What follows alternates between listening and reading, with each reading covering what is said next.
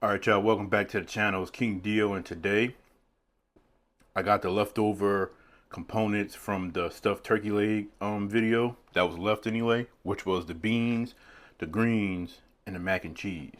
So yeah, I had, almost forgot that it was in there. So you know what, let me go ahead and just eat that real quick. So that's what we're gonna be eating today. So yeah, drop a like and a comment and subscribe if you haven't already. Fanta Zero, mason jar of ice. This is my, I don't really care to drink my drinks like this, but it is appealing to look at. Orange is a beautiful color. So I've been kind of nibbling at the mac and cheese, I ain't gonna lie.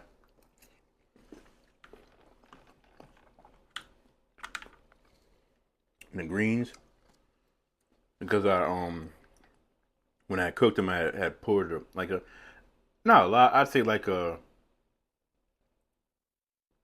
tablespoon or a tablespoon and a half of vinegar. So that's going for it.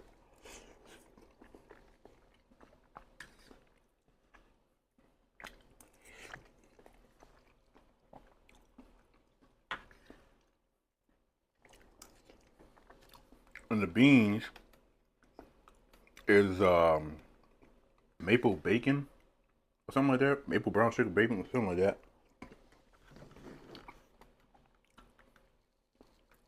I don't mind the juice that y'all see.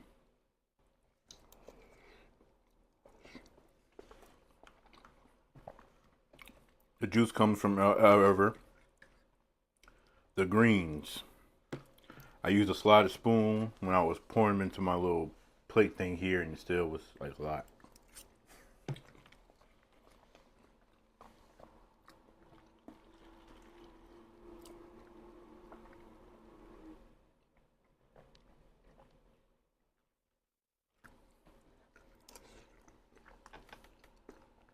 When I tell you I could just eat the macaroni by itself,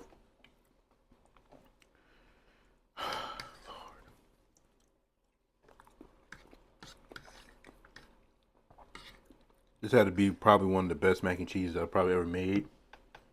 And I was kind of rushing low key. That's not a flex, that's just me saying. But I remember there was time I'm sitting there stressing, trying to make the best mac and cheese ever, and put all that time and effort in, and still somehow end up messing up a step or something. So, and um, this was 2 days ago, obviously, when I made the stuffed turkey leg. So, 2 day old mac and cheese.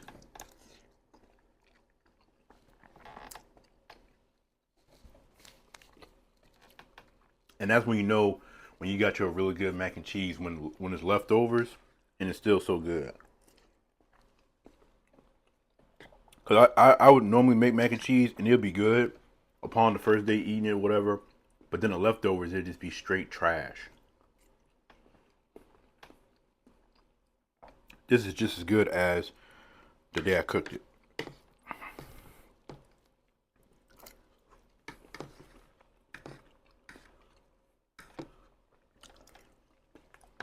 Trying to see if I can remember what I did. So I didn't have, like, I guess you say, the most planned out vision on what I was doing when I was making the mac and cheese. I just knew. So what I did was obviously I boiled the noodles, but for like the cheese sauce, I had did like a tablespoon of butter or something like that, and then a little bit of that parquet squeeze butter or whatever it's called.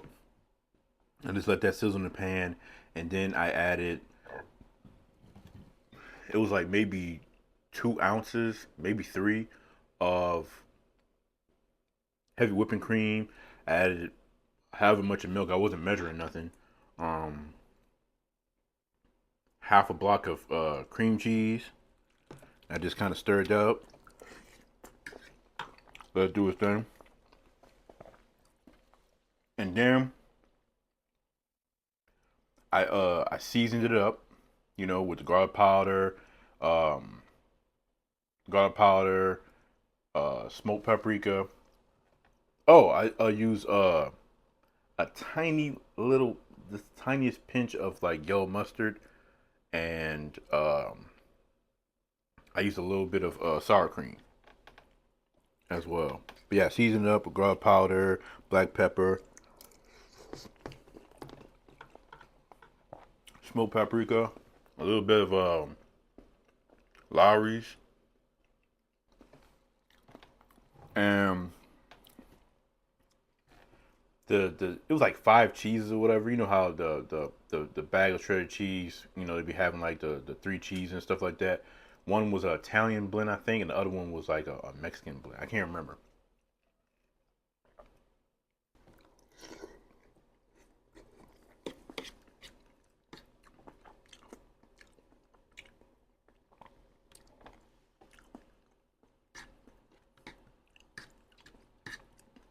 Now, for the people who don't like frozen foods, bear with me. I still got like maybe one or two frozen food based videos left to make. I know they got the people out there who, they don't want to see me eat frozen foods and stuff like that.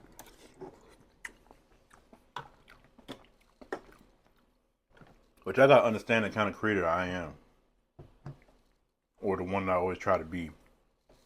I always try to be the guy who will eat a wide array of things, from cheap foods that everybody can get to, more expensive things.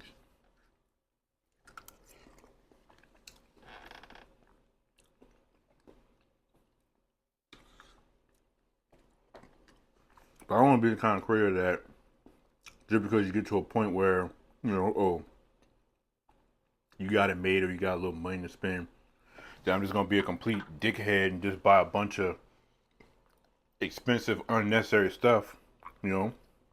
Because then how many people that watch you can relate to that and say, oh, I can go and get that next week? Like, come on now. Like, gotta have a certain mindset that you're always thinking about the people who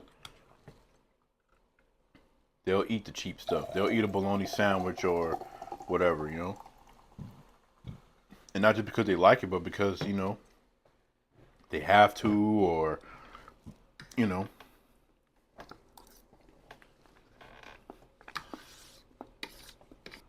So these beans are okay. I just really just randomly just picked out a big bean.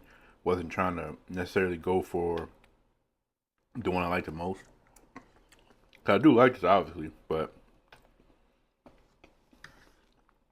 on this plate is my least favorite thing.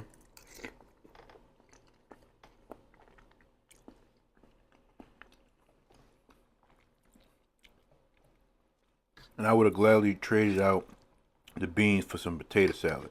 My mom's potato salad, to be specific.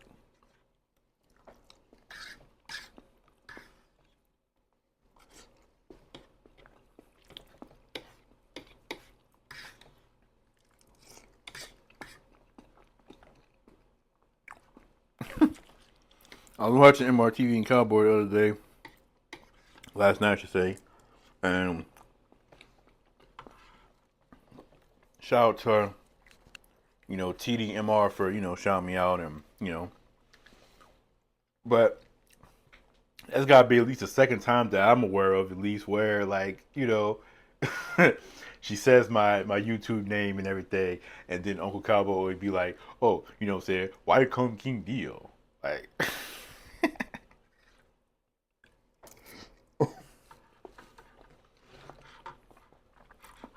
he went on a little mini rant about kings from back in the day or something like that. It was funny, but for anybody who's watching, if you're a content creator or whatever the case may be, I know that the YouTube name is King Dio, but you don't have to call me that. Like, you could just call me Dio. Dio is a self given nickname that I gave myself because I I hate how I wasn't one of those kids who got like a cool little nickname. Calling me D is not a nickname. That's just whatever. And then it feels even less special when there's other people whose names start with a D and people are calling them D, you know? So I ain't like that, you know.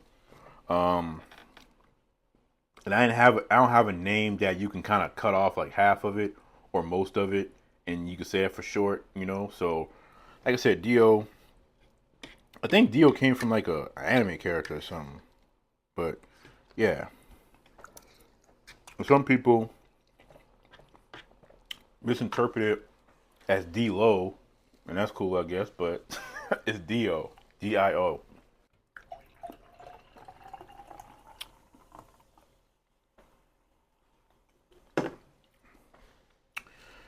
Hmm.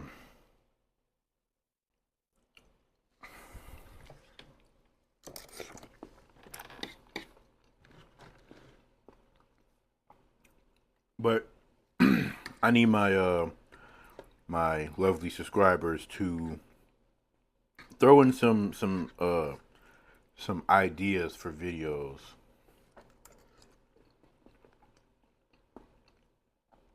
so that when I make my new grocery cart for whenever that's going to be, obviously after the camera and stuff, I'll know the stuff I got to get so that I can, you know, make those videos.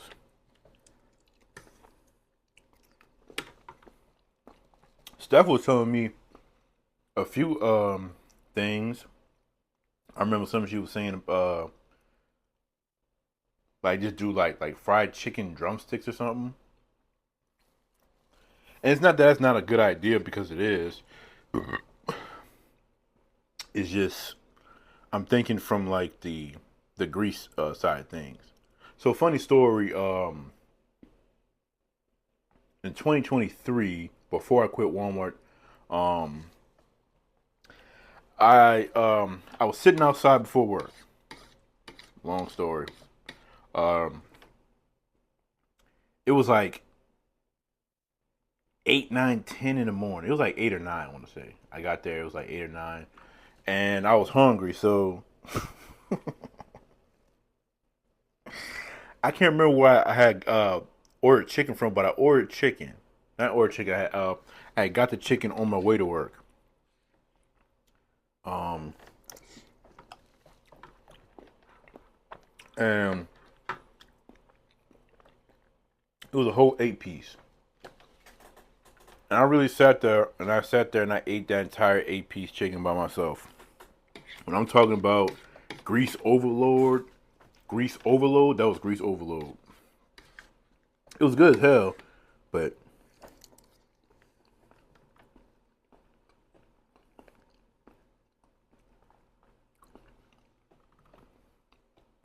and that's what I need people to understand is that there was a time before I started making YouTube videos where the way I would eat was absolutely crazy, you know?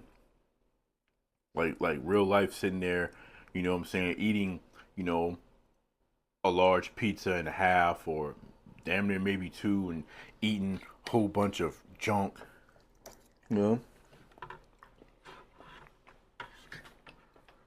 Like I still have my moments these days, obviously, but I'm in much more control than I was then, you know? And the fasting helps, believe it or not. Like today, I'm so damn hungry. Not really much in terms of thinking about food. And I wasn't even really working food today. I was on chemicals. So I was working those aisles with the dish soap and all that kind of stuff. Um, but I want to say a little bit after lunch, I think, my stomach just was growling and it just reminded me I was hungry. I wasn't even thinking about it. So I'm happy that I've been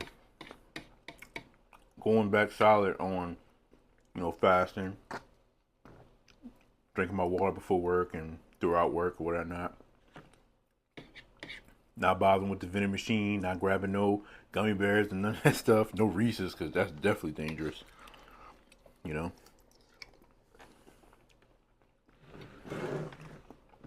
Now, once I get home and I record or whatever, that's a different story. But as far as the not eating period, I'm doing a good job. So.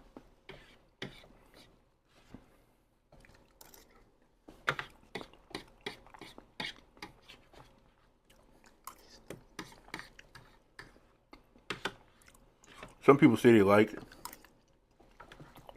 my chubbiness. I guess it's just a low self-esteem in me that just finds it hard to believe. It's not so much that I think a person's lying if they're telling me, "Oh, you look fine, you know, you chubby and everything," whatever the case may be. I think it's more so just that I'm just used to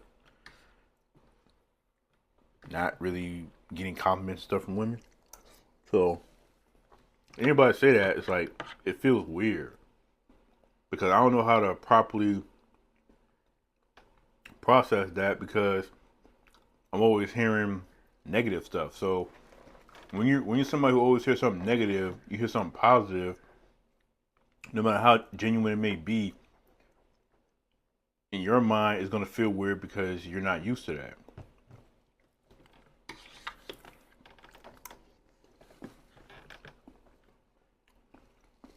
And I'm not talking about if somebody send me a text or something and they say, I'm talking about like if we're talking on the phone or if it's like if we're like video chatting or whatever, and they say it feels so weird. I don't know, but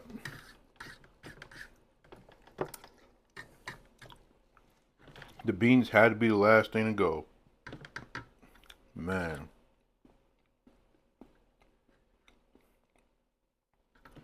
And to say I haven't had baked beans in a while, you would have thought I would have probably destroyed this, but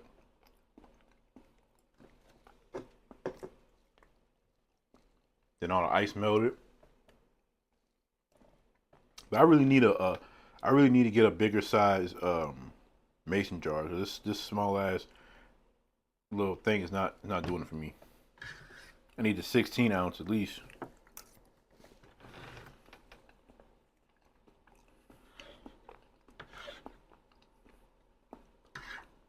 I want to talk about something else. Just because he was in a conversation I was having with one of my homeboys at work. He worked Frito-Lay for the stores or whatever. So he's older than me. He's like 38, 39 or something like that, he said. But he's a cool dude and everything, but it just seems like the only thing on his mind is smash. I'll say that. And at the end of the day, it's whatever, you know. Because if you come across the women who welcome it, or they're more open to it, then I mean it's whatever, you know. Um, that's not my style, but whatever. But it's this Asian girl that works at Walmart, and from like stories I heard from like conversations she's had with the people she worked with, as well as other people who know her and talk to her, whatever. She comes from that kind of family of very strict parents, where you gotta have good grades and you have to be the best at whatever it is you're doing. There's no middle or in between and nothing like that. And there's no room for failure.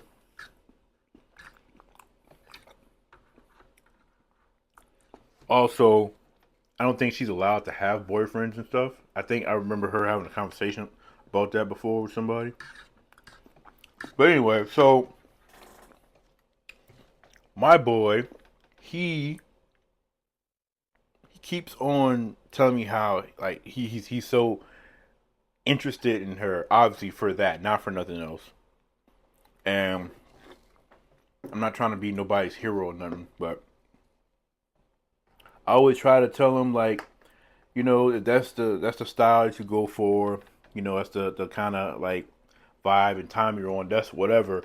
But just stop bothering her because for one, her parents and her lifestyle and upbringing and all that kind of stuff is just not open for that. And two, I don't know. It's just like you shouldn't. I don't know. I basically just tell him like just spare her, you know. Because like almost every day I see him, you know, every Thursday or whatever, and he talks about. He's always saying how, you know, he's still trying to get at her and stuff. It's like, stop, man. Like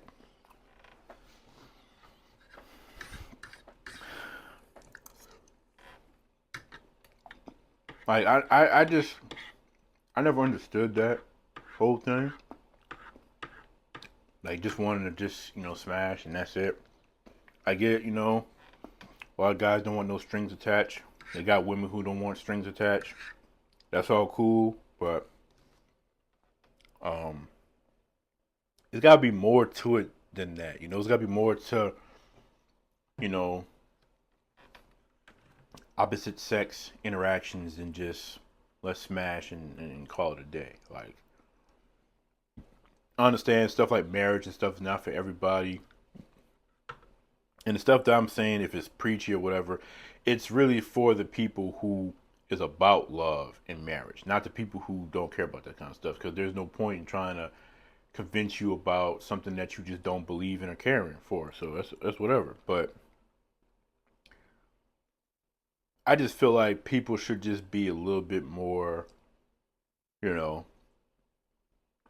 aware of the choices you make when you decide to do that. Because a lot of people be talking a lot of smack about pull out game and all that kind of stuff, and they pull out game be trash because these same people maybe they did have a good pull out game for a lot of their other endeavors, but they happened to slip up that one time, and now what? Now they got a baby that they didn't want, wasn't planned, and you and the person that you got a baby with, y'all probably wasn't even in the best terms of a relationship anyway, but now y'all have a kid together, so y'all forever connected. Whether a lot of people like it or not, you have a baby with somebody, you're forever connected to that person.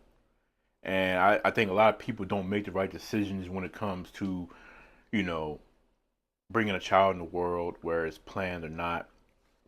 So I would just say people should just try to be a little bit more wise about their decisions, because at the end of the day, if you're gonna, have those kind of like activities with somebody, just be strapped. That's it, you know. And whatever other precautions you gotta take, cause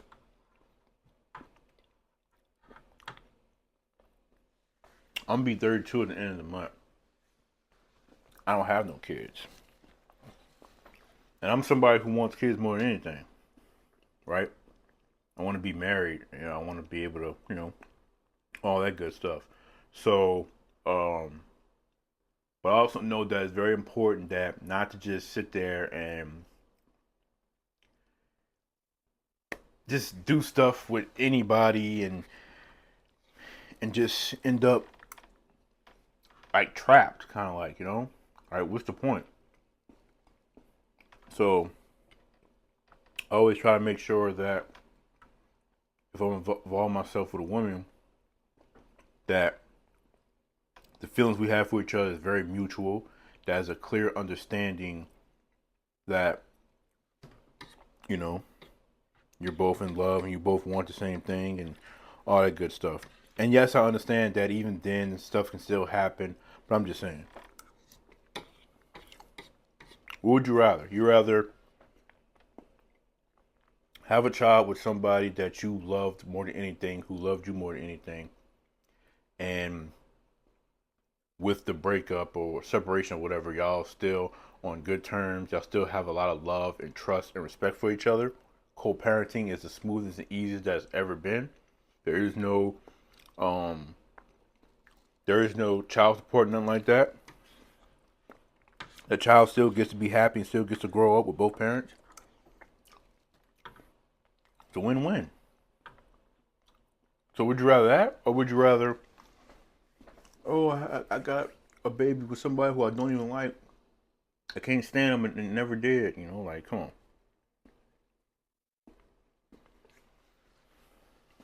That's enough talking our ear off.